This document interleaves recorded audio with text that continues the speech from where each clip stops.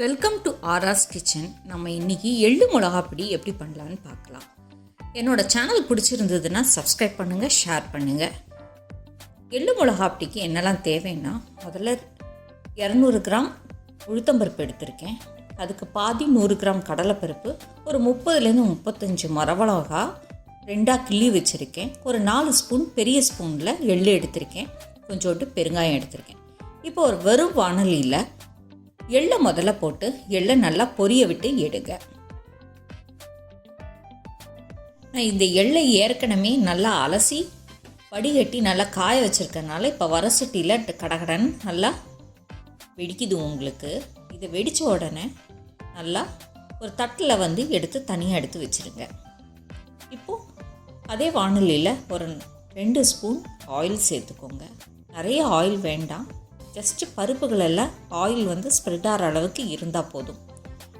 Oil சூடானோடனே பெருங்காயத்தை போட்டு பொரிய விடுங்க.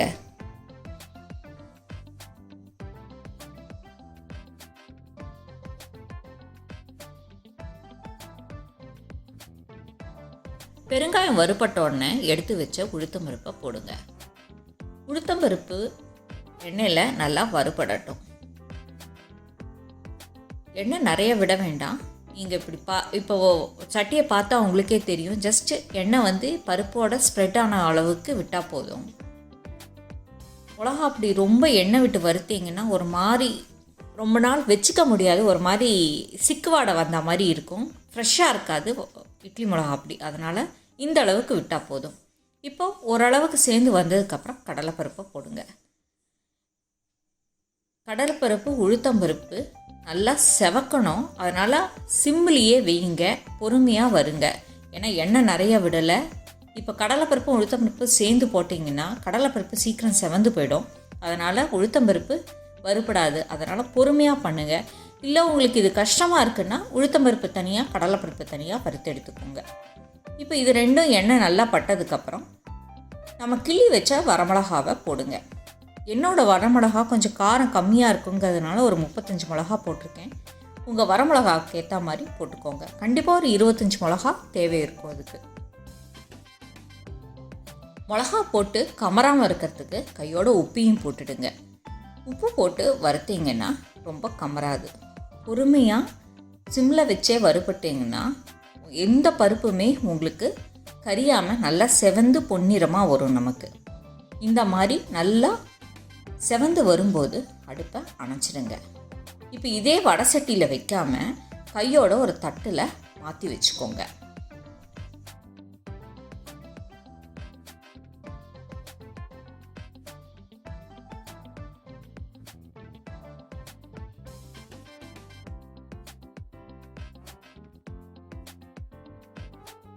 இந்த மாதிரி ஒரு தட்டில் கொட்டி நல்லா ஆற விடுங்க. பருப்புகள்லாம் நல்லா ஆறுனதுக்கப்புறம் மிக்ஸி ஜார் எடுத்து பருப்புகளையும் வரமிளகாவையும் போடுங்க. எள்ளை அதோட சேர்க்காதீங்க. எள்ளில் எண்ணெய் கசியுங்கிறதுனால எள்ளை கடைசியில் போட்டால் போதும். இப்போ பருப்புகள் எல்லாத்தையுமே போடுங்க. அதோட வரமிளகா பெருங்காயம் எல்லாத்தையும் போட்டு மிக்ஸி ஜாரில் போடுங்க.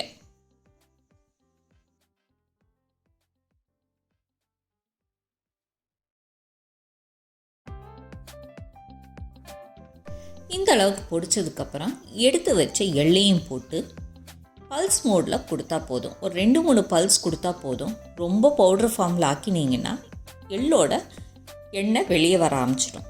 இந்த மாதிரி ரொம்ப பவுடர் ஃபார்ம் இல்லாமல் ரொம்ப தரத்தரன்னு இல்லாமல் மிளகாப்பொடியை பொடிச்சிக்கோங்க. அவ்வளோதான், நம்மளோட எள்ளு இட்லி மிளகாப்பொடி ரெடி.